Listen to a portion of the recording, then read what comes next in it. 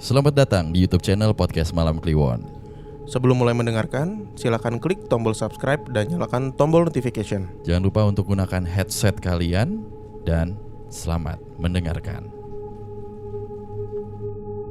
Bang wos rahino, bang wos rahino, srengenge muncul sunar sumambura. Aman ya? Aman ya? Anjing. Aman ya. Nih tadi kan kita sempat menganalisa banyak yang dari pabrik. Betul. Sama satu nih akhir-akhir ini banyak dari mana? Kampus, anak kosan banyak. Selain itu juga ada satu lagi yang banyak. Pesantren. Oh iya benar juga. Iya kan? Ini dari DM juga ya? DM nih. Sikat. Nggak mau disebut namanya. Oke. Halo Mas Bimo, Mas Danu, saya nggak mau disebut ya namanya. Oke. Seorang pria dengan followers Instagram 5.000 dan feed yang udah mulai dirapihin. Iya, pakai faceku tuh. Aduh, siap dah. Oren bener tuh kayak kuah soto Betawi. Oke. Jingga. Lanjut. Kejadiannya sekitar tahun 2018 di kampus aku di kota Tasikmalaya. Woi, akhirnya ada dari Tasik. Tasik mantep. Waktu itu saya anak organisasi ceritanya. Ya kan ada latihan kepemimpinan gitu kan buat mahasiswa baru. Dan gue ditantang buat jadi koordinator kedisiplinan atau keamanan. Ditantang bisa gak sekali-kali jadi orang yang galak. Dan saya terima tantangan itu. Gak tahu mereka saya kalau udah galak gimana. Walaupun sehari-hari agak sengklek ngelawak mulu katanya gitu. Mungkin karena itu saya diragukan. Mantap. Nih. Gua demen orang-orang begini nih. Siap. Wah diragu. Oke ntar aja. Balik lagi latihan kepemimpinan itu 3 hari 2 malam. Dan bertempat di kampus. Kagak ada titik komanya nih bang. Kayak banget nih. Biasalah, gua pakai ban merah di pundak kanan dengan bertulisan keamanan. Wes. Siap. Sontak peserta pun ngeliat gua marah. Pada kaget. Gila tuh, si A itu biasanya kocak sekarang galak. Jadi pada segen kan.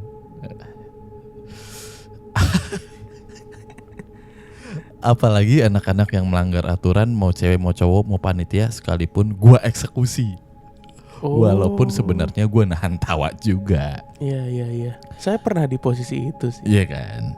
Usut punya usut kegiatan terpusat di satu ruangan, di satu ruangan. Dan dulu banget gue pernah denger di ruangan itu jarang banget dipakai. Bahkan jangan dikasih izin kalau ada kegiatan sampai malam. Karena pernah ada dalam tanda kutip kejadian. Sampai hari ke-1, kedua aman-aman aja. Dan beranjaklah kita ke hari ketiga. Biasalah mau closingan, ada drama-drama dulu. Bener kata lu ada settingan. Iya bener. Ya itu cuma settingan panitia. Jadi ceritanya ada satu kelompok yang bikin pendampingnya kelabakan karena susah diatur. Sampai dramanya gue sobek tuh absensi satu kelompok. Ditambah pembimbingnya gue bentak-bentak. Setelah itu peserta pada ketakutan kan. Dan sampai ada yang pingsan. Langsung aja tuh dibawa ke ruang P3K.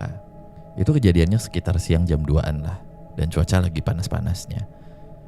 Ternyata gak lama gue dipanggil ke ruang P3K. Dan diwanti-wanti, nanti jangan lihat matanya. Hati gue kayaknya ada sesuatu yang gak beres nih. Bener aja.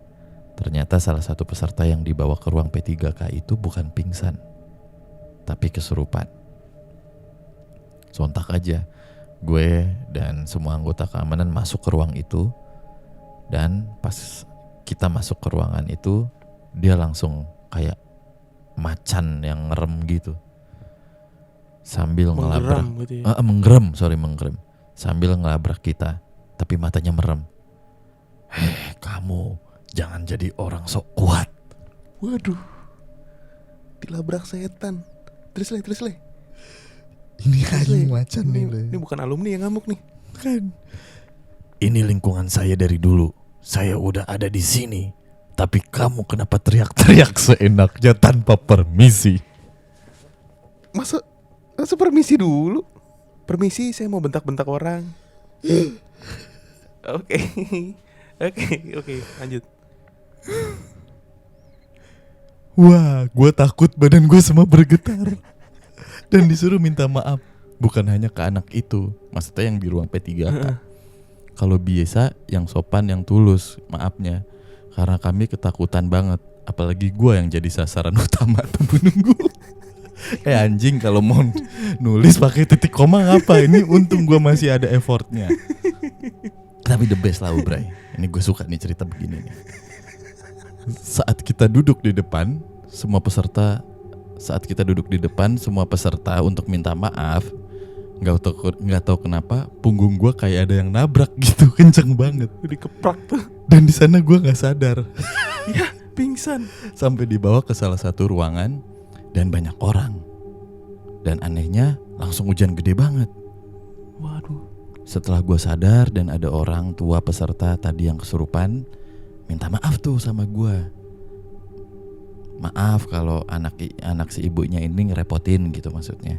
Dan dia jelasin bahwa anaknya emang udah sering ngalamin kejadian seperti itu.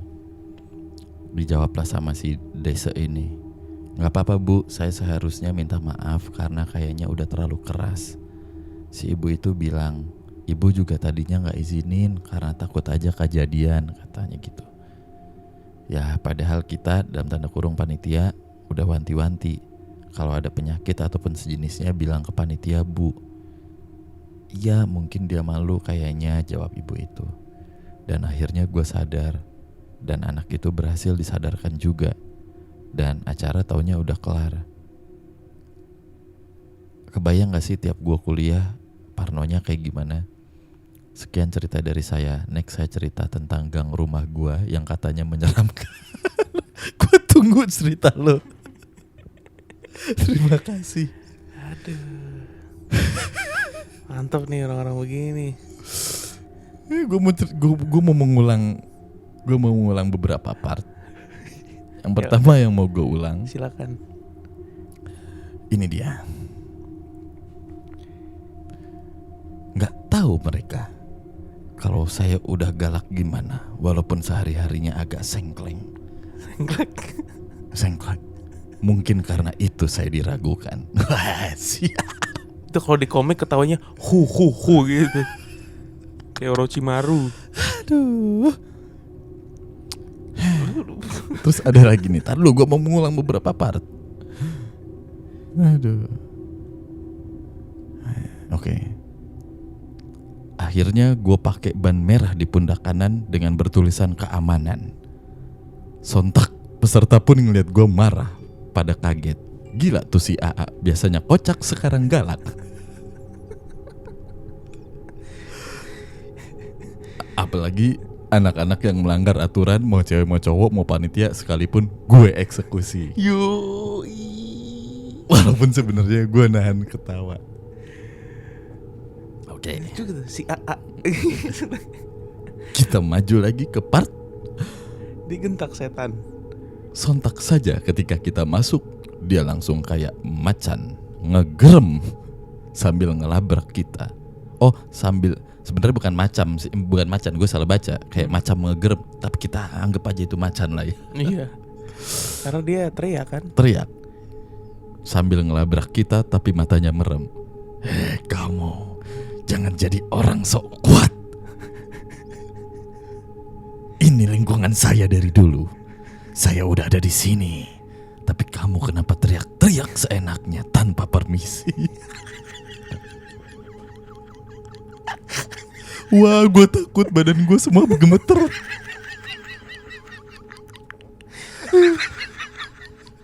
Takut. Dia takut. Aduh. Ya Allah. Aduh, dibal-balik anjing. Gue juga pernah digentak orang kesurupan kayak gitu Le. Itu. Tapi nggak merem, melotot. Kalau temen gue dulu Dan lucunya statement si Jin ini juga sih. Iya. Saya udah di sini dari dulu. Mm-mm. Kenapa kamu teriak-teriak, Nggak minta izin. bentak-bentak tanpa permisi? Iya. Ya orang kalau mau bentak-bentak orang masa permisi dulu? Coba Iya sih. permisi, Punten, ya. punten. Wah anjing gitu. Saya mau bentak-bentak orang. Aduh anjing. Tapi gue Lucu pernah ada di posisi dia sih. Cuman bedanya dulu kalau di kampus gue tuh dipisah antara disiplin sama keamanan. Kalau dia digabung ya. Ya mungkin, nggak tahu juga. Digabung. Pitanya merah. Efisiensi. Mungkin ya. Gitu. Sama. Kita emang dituntut untuk apa ya istilahnya serius, Bener, terus galak gitulah. Iya. kita Kesurupan. lanjut. Ujungnya pingsan juga. Saat kita mau duduk di depan semua peserta untuk minta maaf, nggak tahu kenapa punggung gue kayak ada yang nabrak kencang banget dari belakang. Dan di sana gue nggak sadar. Ya pingsan juga. Gue gak kebayang jadi peserta ospeknya sih.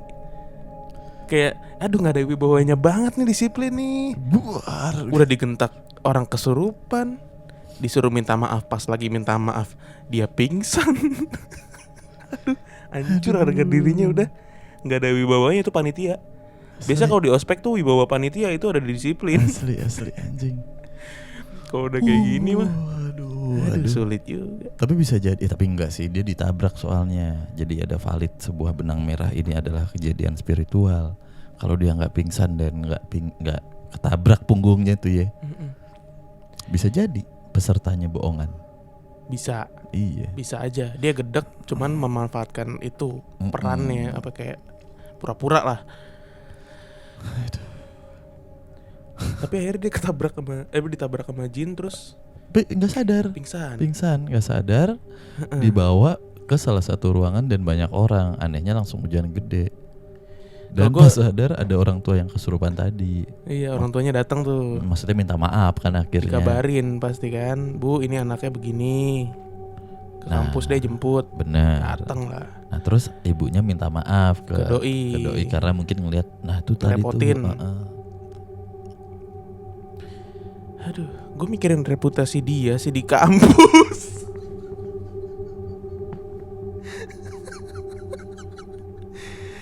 Reputasinya hancur bro.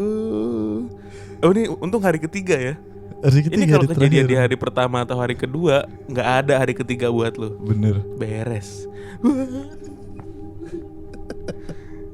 Oke. Aduh nih mantep nih cerita penutup, gue suka nih. Kenapa pakai bumerang?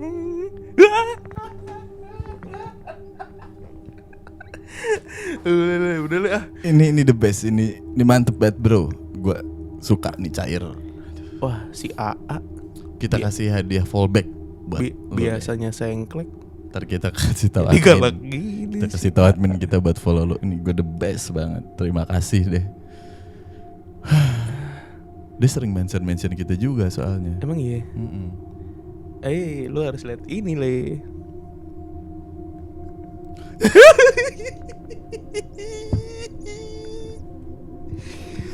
Aduh.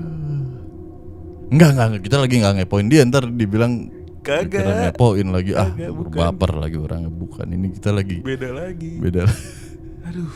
Lagi jadi nge-search. Ini kan tadi kita kampus apa biasanya kalau lagi kita cerita, kita nge-search apa kampus gitu malah yang di-explore yang keluar macam-macam. Oke, kalau Oke gitu. deh. Thank you buat Mas yang tidak mau disebutkan namanya. Sukses untuk dunia perkuliahannya. Semoga reputasinya kembali lagi sebagai seorang disiplin. Bener. Mas terakhir, Mas mirip Rico Ceper deh. Iya dong. Lu tadi gue coba lu cek deh Le. Kalau dia Coba mirip gua cek. Rico Ceper, lu cek dia pakai lampu kolong apa enggak? Goblok. Bukan, Rico Ceper mah artis. Mas thank you berat. Mantap, respect.